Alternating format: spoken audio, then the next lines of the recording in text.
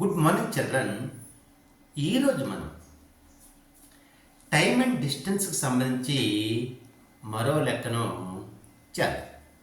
చూడండి, గంటకు 60 కిలోమీటర్ల వేగంతో ఒక బస్సు ఒక చోటు నుండి ఉదయం 10 గంటల 30 నిమిషాలకు బయలుదేరింది. అరగంట సేపు ఆగి తిరిగి అదే వేగంతో వెళ్తూ ఉంది. బయలుదేరిన చోట నుండి 420 కిలోమీటర్ల దూరంలో గల పట్టణానికి ఎన్ని గంటలకు చేరుతుంది? దీనికి జవాబులు: ఏ సాయంత్రం 5 గంటల 30 నిమిషాలు, బి సాయంత్రం 6 గంటల 30 నిమిషాలు, సి సాయంత్రం 6 గంటలు, డి సాయంత్రం 6 గంటల 15 నిమిషాలు. ఒక బస్సట గంటకు 60 కిలోమీటర్ల వేగంతో ప్రయాణం చేస్తుందట. అయితే 420 కిలోమీటర్ల దూరాన్ని ప్రయాణం చేయడానికి ఎన్ని గంటలు పడుతుందో దాన్ని మొదటగా మనం కనుక్కోవాలి.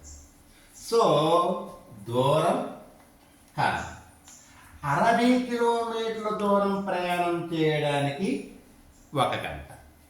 మరి 420 కిలోమీటర్ల దూరం ప్రయాణం చేయడానికి ఎన్ని గంటలు? ఇది మొదటగా కనుక్కోవాలి మనం. సో ఇక్కడ అడ్డుగుణకారం చేసుకుంటే క్వశ్చన్ మార్క్ ఈక్వల్ టు 420 కిలోమీటర్లు ఇంటూ 1 గంట బై 60 కిలోమీటర్లు. కిలోమీటర్లు ఒకలాంటి ప్రమాణాలు కనుక వాటిని మనం తీసేస్తాం.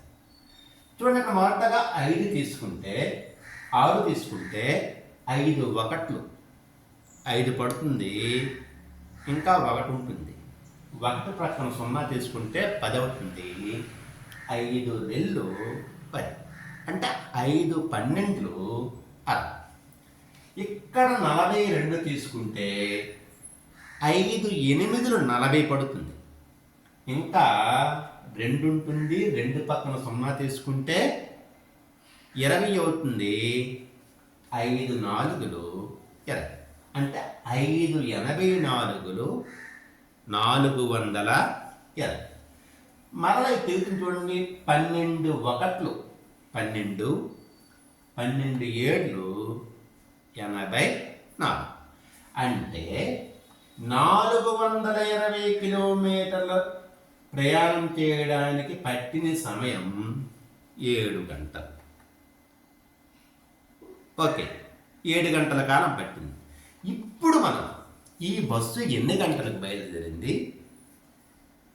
ఎంత సమయం ఆగింది, ఈ ప్రయాణం చేయడానికి పట్టిన సమయం ఎంత, మొత్తం టోటల్ చేసుకుంటే చూడండి, బస్సు బయలుదేరిన సమయం ఉదయం 10 గంటల 30 నిమిషాలు. బస్సు ఆగిన సమయం ఎంత? అరగంట. అరగంట అంటే 30 నిమిషాలు. బస్సు ప్రయాణానికి పట్టిన సమయం 7 గంటలు. బస్సు బయలుదేరిన సమయం ఉదయం 10 గంటల 30 నిమిషాలు. బస్సు ఆగిన సమయం 30 నిమిషాలు. బస్సు ప్రయాణానికి పట్టిన సమయం 7 గంటలు. మొత్తంగా 30 నిమిషాలు 1 గంట అవుతుంది. మరి అక్కడ నిమిషాలు అనేవి 1 గంట. సో 1 గంటను 7 గంటలు 8 గంటలు, ఈ 1కి అంటే 18 గంటలు. ఈ 18 గంటలు అనేది రైల్వే టైం.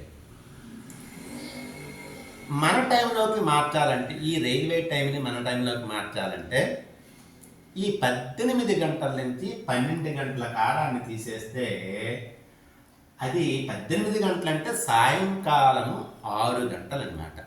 సాయంకాలం 6 గంటలన్నా 18 గంటలన్నా ఒకటే. అంటే ఆన్సర్ సి.